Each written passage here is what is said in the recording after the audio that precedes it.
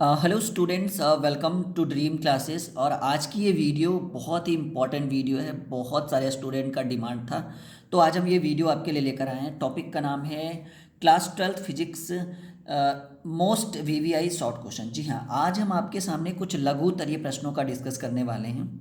ये लघु तरीय प्रश्न बोर्ड के एग्जाम में 2 नंबर के पूछे जाते हैं। ठीक है, 18 क्वेश्चन बोर्ड के एग्जाम में पूछा जाता है। हर एक बोर्ड का अलग अलग तरीका होता है, कहीं 15, कहीं 10, कहीं 12। ठीक है, बिहार और यूपी में लगभग 15 से 18 क्वेश्चंस पूछे जाते हैं। ठीक है, और ये 2 नंबर के होते हैं, जिसमें से आपको 10 प्रश्नों का जवाब देना होता है और एक प्रश्न 2 नंबर के होते हैं। यानी यहाँ से आपके कितने मार्क्स कवर हो जाएंगे स्टूडेंट्स? 20 मार्क्स कवर हो जाएंगे। यानी शॉर्ट क्वेश्चन की भूमिका फिजिक्स, केमिस्ट्री, बायो में बहुत ज़्यादा मानी गई है लघु तरीय प्रश्नों की। तो आज से हम लोग शुरू करते हैं। ठीक है, जैसा कि आपको पता है कि इलेक्ट्रोस्टैटिक्स हमारा लगभग में ख़त्म होने वाला है। ठीक है, स्थिर वैद्युतिकी में जैसे विद्युत आवेश और क्षेत्र, और दूसरा लेसन 1 और 2 जो है लगभग में क्लियर होने वाला है। तो हम आपके लिए आप कुछ इंपॉर्टेंट शॉर्ट क्वेश्चंस लेकर आए हैं। ये 2 नंबर के एग्जाम में पूछे जाएंगे, बिल्कुल भी इग्नोर मत करिएगा। ठीक है, कंटिन्यू आप इसको अच्छे से पढ़िए। हम आपको एक एक टॉपिक अच्छे से समझाते हैं और बिल्कुल बेसिक से लेकर एकदम पूरा कॉन्सेप्ट देने वाले हैं आज के इस वीडियो में। सवाल जैसा कि आपको स्क्रीन पे पहला दिख रहा है, चार्ज। What is charge? आवेश क्या है, परिभाषित करें। ठीक है, आवेश जैसा कि आपको पहले लेसन में पढ़ना है, इलेक्ट्रोस्टैटिक्स स्थिर वैद्युतिकी, जिसमें आवेश जो है बिल्कुल स्थिर रहता है, रुका हुआ रहता है। तो कहा गया है आवेश किसी पदार्थ का वह गुण है, कोई मैटर है, कोई पदार्थ है, उसका वह गुण है जिसके कारण वह विद्युतीय क्षेत्र, ठीक है, इलेक्ट्रिक फील्ड एवं चुंबकीय, हालांकि चुंबकीय यहाँ पर नहीं लिखा है हमने, लेकिन चुंबकीय दोनों, विद्युतीय एवं चुंबकीय क्षेत्र का अनुभव करता है, उत्पन्न करता है और अनुभव भी कर सकता है। ठीक है, इलेक्ट्रिक फील्ड, विद्युतीय क्षेत्र और मैग्नेटिक फील्ड। हालांकि मैग्नेटिक हमने लिखा नहीं, बट याद रखिएगा मैग्नेटिक फील्ड जो है, दोनों जो है वो उत्पन्न करता है, आवेश करता, आवेश कहलाता, उत्पन्न भी करेगा और उसके साथ साथ अनुभव भी करेगा। ठीक है, आवेश किसी पदार्थ का वह गुण है जिसके कारण वह विद्युतीय एवं चुंबकीय क्षेत्र को उत्पन्न करता है तथा अनुभव भी करता है। इट कॉल्ड चार्ज, आवेश कहलाता है। ठीक है, ये अगर क्वेश्चन बोर्ड के एग्जाम में पूछेगा तो बिल्कुल फटाक से बार आपको बता देना है कि चार्ज किसको कहते हैं। क्लियर है यहाँ तक?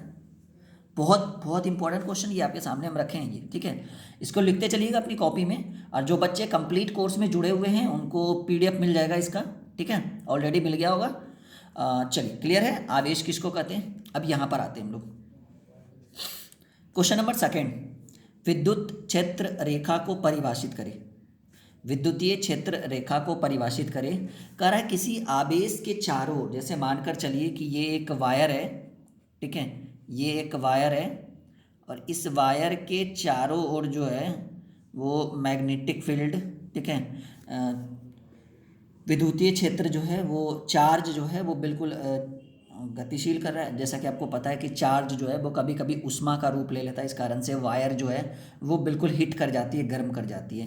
तो सवाल कहा गया है विद्युत क्षेत्र रेखा को परिभाषित करें। तो वायर के चारों ओर का जो एरिया होता है ना, वायर के चारों ओर का, अच्छा कभी आपने ऐसा फील किया है कि किसी नंगी वायर के पास अगर हम जाते हैं, ठीक है, आवेश के पास जाते हैं, तो ऐसा फील होता है कि वो हमको अपनी ओर अट्रैक्ट कर रहा है, आकर्षित कर रहा है। ठीक है, तो विद्युतीय क्षेत्र रेखा को परिभाषित करें तो इसके लिए हमने डेफिनेशन लिखा है कि किसी आवेश के चारों ओर, किसी आवेश के चारों ओर, ये देखिए, किसी आवेश के चारों ओर विद्युत क्षेत्र रेखा एक काल्पनिक वक्र होता है। काल्पनिक मतलब एक वास्तविक होता है, रियल में, ये रियल तो नहीं होता है ना, बस फील करता है कि अपनी ओर अट्रैक्ट कर रहा है।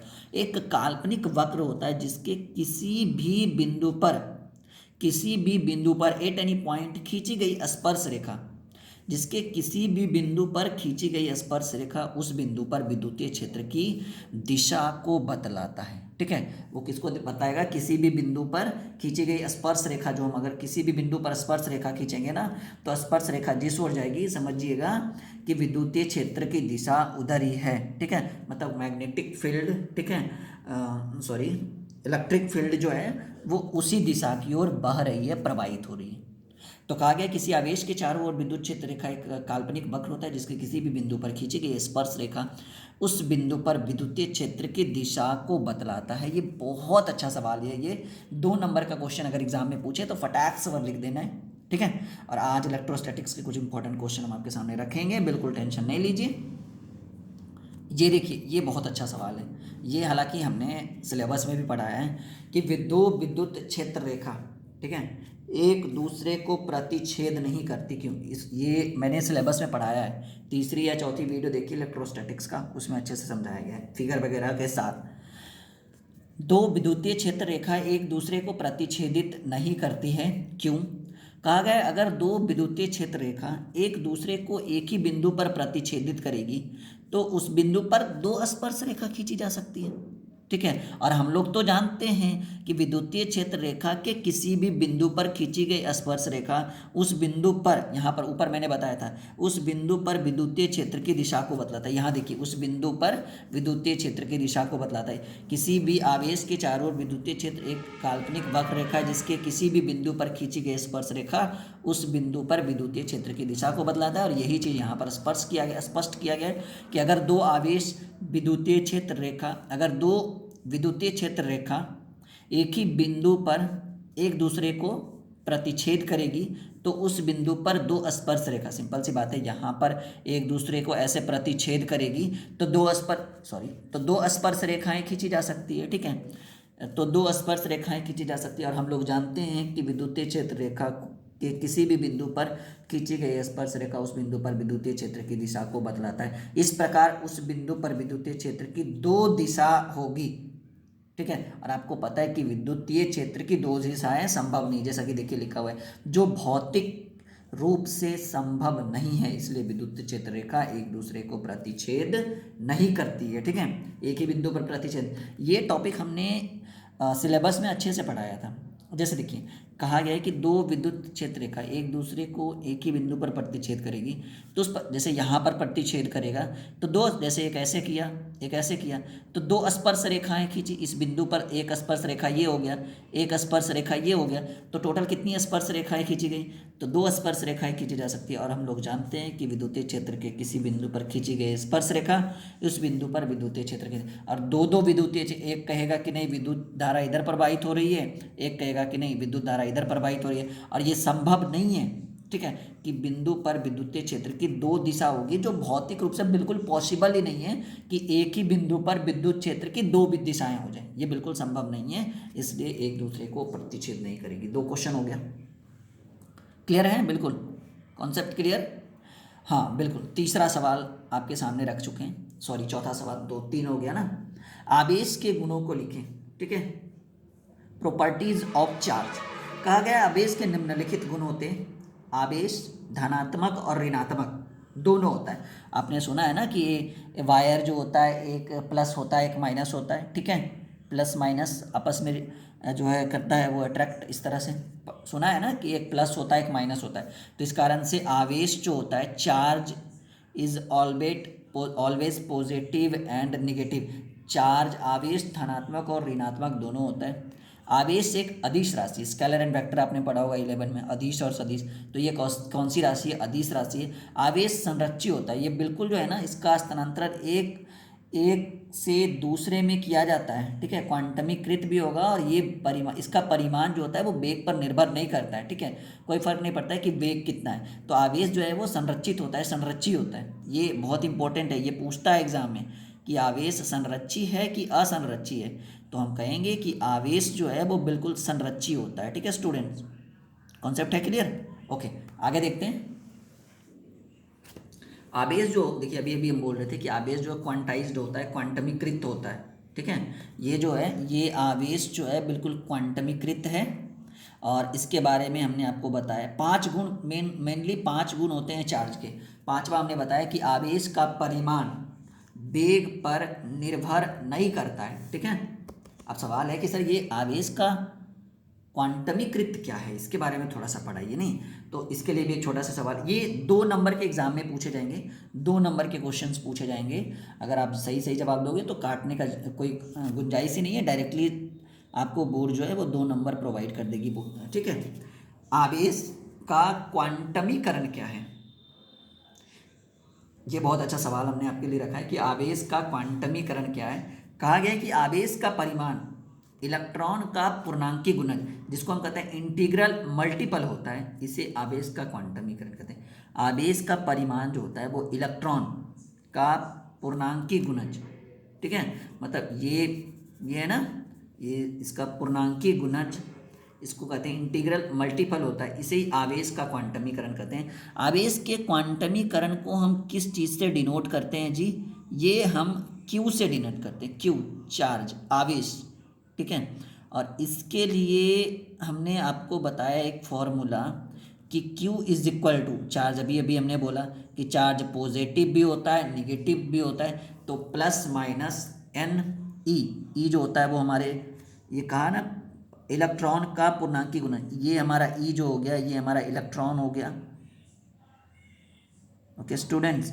और एन जो होता है वो, जहाँ एन की वैल्यू आप कुछ भी रख सकते हो, ये पूर्णांक गुणज हो गया 1 2 3 4 ये, ठीक है। तो ये एक छोटा सा फार्मूला बनेगा कि Q इज इक्वल टू क्या होता है, तो प्लस माइनस एन ई होता है। एन जो होता है वो हमारा पूर्णांकी गुणज हो गया, और ये ई जो हो गया हमारा किसका गुणज हो गया, इलेक्ट्रॉन को आता है N E. Q is equal to plus minus N E, ये बहुत ही इंपॉर्टेंट फार्मूला है छोटा सा। कूलम का नियम, आपने इस नाम सुना होगा, इसके बारे में कहा गया है, नाम तो सुना ही होगा आपने, नहीं? एक ये पढ़ना है, एक पढ़ना है हमें कि कूलाम्बिक बल को केंद्रीय बल क्यों कहा जाता है। चलिए, कूलम के नियम, कूलम्स लॉ बहुत इंपॉर्टेंट है, हम इसको यहाँ पर एक वीवीआई का सिंबल देना चाहेंगे इसके सम्मान में। मज़ा आ रहा है ना आप लोग को? यही सब खोजते हो आप लोग, मुझे पता है कि आप लोग यही सब चाहते हो। ऑब्जेक्टिव वगैरह आएगा, जो बच्चा कंप्लीट कोर्स हमारे ऐप के थ्रू ज्वाइन करके रखा है, बिल्कुल मज़ा, टेंशन मत लो एकदम, आपके पढ़ाई की जिम्मेदारी हमारे ऊपर है, ठीक है। हम कभी भी आपको बीच मझधार में नहीं छोड़ेंगे और एक लक्ष्य की ओर लेकर जाएंगे। ऐसे बच्चे यहाँ से डिस्ट्रिक्ट टॉपर नहीं हो रहे हैं जी, आपको पता है। इस बार 4 डिस्ट्रिक्ट को हमने कवर कर दिया पूरे बिहार में, ठीक है। यूपी का भी आना बाकी है, वहाँ से भी हो ही जाएगा 2 4 5 टॉपर, ठीक है, डिस्ट्रिक्ट टॉपर। तो वो कोई बड़ी बात नहीं है, बस आपको धैर्य और संयम बना के रखना है। कूलम्ब के नियम को लिखें, तो कहा गया है कूलम्ब के 2 नियम होते हैं, कूलम्स लॉ, ठीक है। कूलम्ब के 2 नियम होते हैं। पहला कहा गया है कि समान आवेशों में प्रतिकर्षण तथा असमान आवेशों में आकर्षण होता है। देखिए, एक होता है कि प्लस जो है ये आपस में आकर्षण नहीं करते हैं, माइनस भी आपस में अट्रैक्ट नहीं करेगा, लेकिन प्लस माइनस रहेगा तो ये अट्रैक्ट करेगा, और माइनस और प्लस रहेगा तब भी आपस में अट्रैक्ट करेगा। यही चीज़, ये इसी को हम कहते हैं कूलम्स लॉ का फर्स्ट नियम, ठीक है। कूलम के नियम के कूलम के 2 नियम होते हैं। समान आवेशों में प्रतिकर्षण मतलब एक दूसरे को आपस में अट्रैक्ट नहीं करेंगे, ये कूलम का पहला नियम कहता है। और असमान आवेशों में आकर्षण मतलब अलग अलग, मतलब मैंने बताया कि प्लस प्लस अट्रैक्ट नहीं करेगा, माइनस माइनस भी नहीं करेगा, लेकिन प्लस माइनस या माइनस माइनस रहेगा, ये जो है आपस में अट्रैक्ट करेगा। और ये किस नियम के थ्रू माना गया? ये माना गया कूलम के नियम के थ्रू। कूलम के नियम का यही रूल है, ठीक है। दूसरा नियम कि 2 आवेशों के बीच लगने वाला आकर्षण या प्रतिकर्षण बल का परिमाण दोनों आवेशों के परिमाण के गुणनफल का समानुपाती होता है, और दोनों आवेशों के बीच की दूरी के वर्ग के व्युत्क्रमानुपाती होता है, ठीक है। अब देखिए,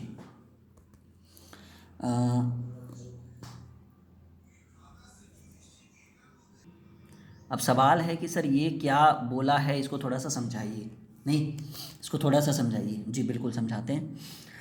करें 2 आवेशों के बीच लगने वाला आकर्षण या प्रतिकर्षण बल, इसको थोड़ा यहाँ पे समझाते हैं, ठीक है। मानकर चलिए कि ये यहाँ से यहाँ तक एक चार्ज है, और यहाँ पर जो है ये Q1 चार्ज लगा है, और यहाँ जो है Q2 चार्ज लगा है। कहा गया 2 आवेशों के बीच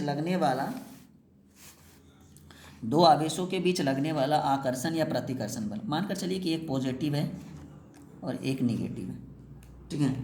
आकर्षण या प्रतिकर्षण बल दोनों परिमाणों के बल का परिमाण दोनों आवेशों के गुणनफल का समानुपाती, ठीक है। तो F प्रोपोर्शनल, समानुपाती मतलब प्रोपोर्शनल, गुणनफल Q1 इंटू Q2, ये एक यहाँ से आया, इसको समीकरण 1 मानेंगे। करें 2 आवेशों के बीच लगने वाला, प्लस माइनस मानकर चलिए कि अट्रैक्ट या रिपल कर रहा है, मतलब या तो प्लस जुड़ रहा है या मतलब अट्रैक्ट कर रहा है या नहीं कर रहा है। दो आवेशों के बीच लगने वाले आकर्षण या प्रतिकर्षण बल का परिमाण दोनों आवेशों के परिमाण के गुणनफल के समानुपाती। ठीक है, तो ये आकर्षण बल जो है हमने माना कि यह फोर्स लग रहा है और इसके समानुपाती के दोनों आवेश, एक को हमने Q1 एक को हमने Q2 माना, तो F proportional Q1 into Q2। और दोनों आवेशों के बीच दूरी मानकर चलते हैं, ये दोनों आवेशों के बीच की दूरी जो है वो r है। तो कह रहा है दोनों आवेशों के बीच की दूरी के वर्ग का व्युत्क्रमानुपाती, यानी F प्रोपोर्शनल वर्ग, यानी दूरी के वर्ग, दोनों आवेशों के बीच की दूरी के वर्ग के व्युत्क्रमानुपाती बोल रहा है, यानी 1/F प्रोपोर्शनल 1/r²। इसको हम समीकरण 2 मानेंगे।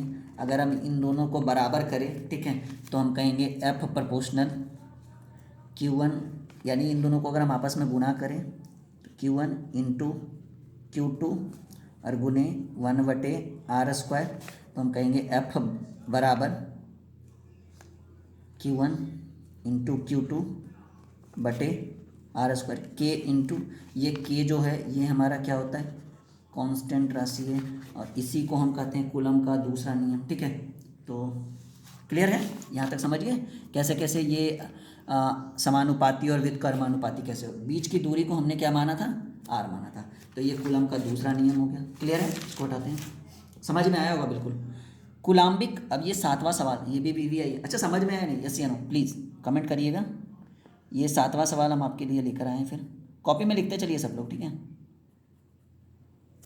समझ में आया तो प्लीज़ एक बार फीडबैक दीजिएगा, अच्छा लगता है। कूलाम्बिक बल को केंद्रीय बल क्यों कहा जाता है, अब इसको भी कहा, कूलाम्बिक बल को केंद्रीय बल क्यों कहा जाता है। कहा है दो आवेशों के बीच लगने वाले कूलाम्बिक बल की दिशा दोनों आवेशों के केंद्र को मिलाने वाली रेखा की ओर होता है, इसलिए कूलाम्बिक बल को केंद्रीय बल कहा गया है। कि कूलाम्बिक बल को केंद्रीय बल क्यों कहा जाता है, इसके बारे में हमें डिस्कस थोड़ा सा करना है। ये थोड़ा सा दिख रहा है, हाँ जी। कहा गया है दो आवेशों के बीच लगने वाला कूलाम्बिक बल की दिशा, मानकर चलिए कि एक Q1 आवेश है, एक Q2 आवेश है, और इस सरल रेखा में दोनों एक दूसरे को अट्रैक्ट कर रहे हैं या रिपल कर रहे हैं, जो भी है, ठीक है, मतलब आकर्षित कर रहे हैं या प्रतिकर्षित कर रहे हैं।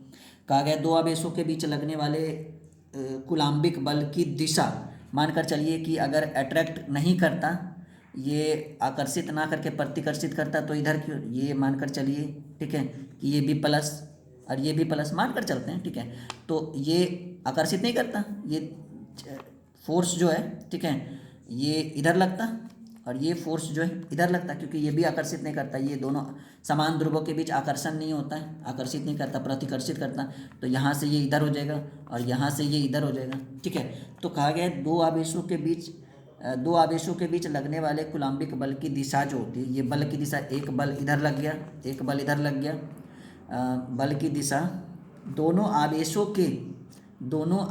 के केंद्र, ये मानकर चलिए कि केंद्र बिंदु है O, दोनों आवेशों के केंद्र को मिलाने वाली रेखा की ओर होता है। देखिए केंद्र को मिलाने वाली रेखा यही है ना, ये देखिए केंद्र को मिलाने वाली रेखा, ये भी केंद्र को मिलाने वाली रेखा की ओर, ठीक है, होता है। इस कारण से कूलाम्बिक बल को केंद्रीय बल भी कहा जाता है। इस तरह से यहाँ से प्रूव हो गया कि कूलाम्बिक बल को कौन सा बल कहेंगे, केंद्रीय बल कहेंगे। 7 क्वेश्चन हो गया, क्लियर है। ये बहुत अच्छा सवाल है जो आपको स्क्रीन पे दिख रहा है। कूलम्ब के नियम की सीमाओं को हमें डिस्कस करना है आज के इस क्वेश्चन में।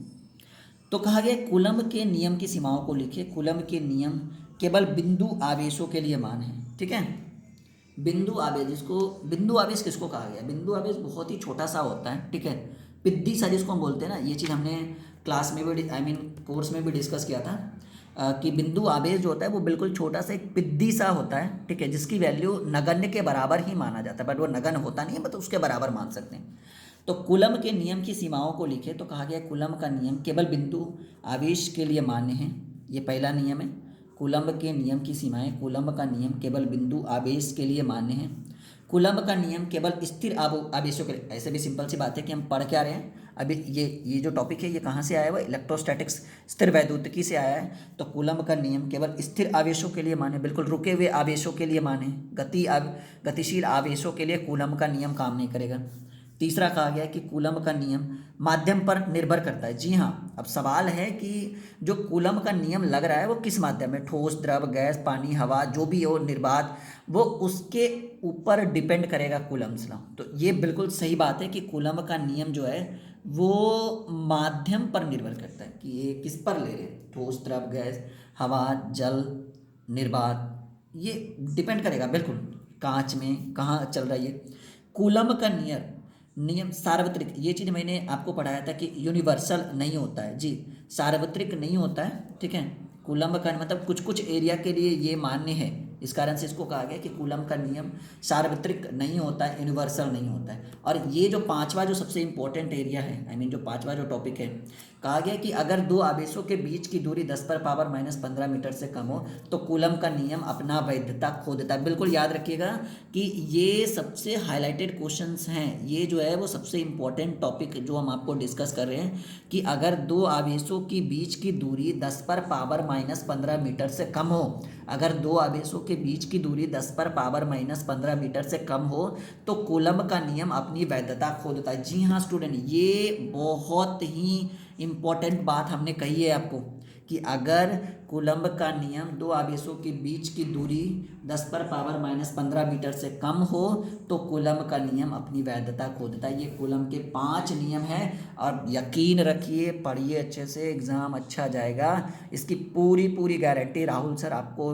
दिल एकदम पूरा खुलकर बोल रहे हैं कि हम आपके एग्ज़ाम की गारंटी लेते हैं कि आपका एग्ज़ाम अच्छा जाएगा। अगर अच्छा नहीं गया तो फिर आप हमें जो बोलना चाहे बोलिएगा, लेकिन आप बस पढ़िए, ठीक है। वीर तुम बढ़े चलो, धीर तुम बढ़े चलो, सामने पहाड़ हो, सिंह का दहाड़ हो, आगे तुम बढ़े चलो, पीछे तुम मुड़ो नहीं, ठीक है। इस तरह से करिए।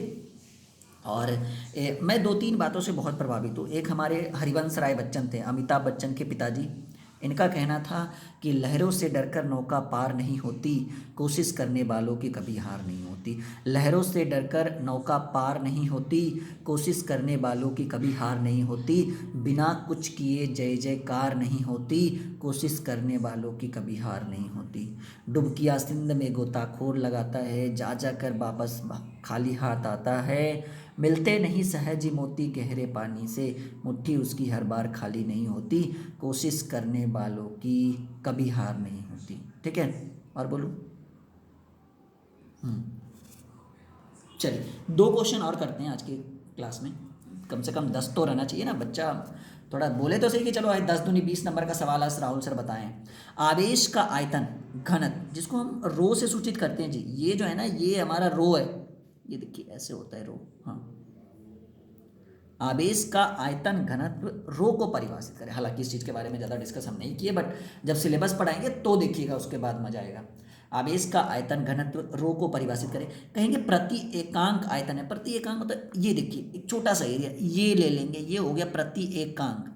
तो कहा गया है प्रति एकांक आयतन में आवेश के परिमाण को आवेश का आयतन, जो परिमाण होता है ना आवेश का, जो परिमाण होता है, ठीक है, मतलब ये मानकर चलते हैं ये प्रति एकांक आयतन है, ये छोटा सा, ये देखिए इसको ऐसे मान सकते हैं कि प्रति एकांक आयतन में आवेश के परिमाण को आवेश का आयतन घनत्व कहते हैं और इसे रो से सूचित किया जाता है। और रो बराबर एक फॉर्मूला होता है बाबू, रो बराबर क्या फॉर्मूला होता है, रो इज इक्वल टू होता है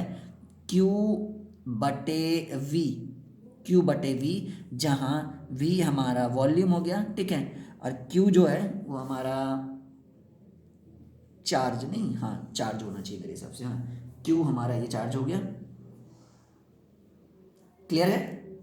प्रति एकांक क्षेत्रफल में आवेश का जो परिमाण लगेगा ना उसको आवेश का आयतन घनत्व कहा था। मैंने बोला कि ये जो होता है वो छोटा एरिया बहुत होता है, एकदम तीक्ष्ण सा एकदम, क्लियर है।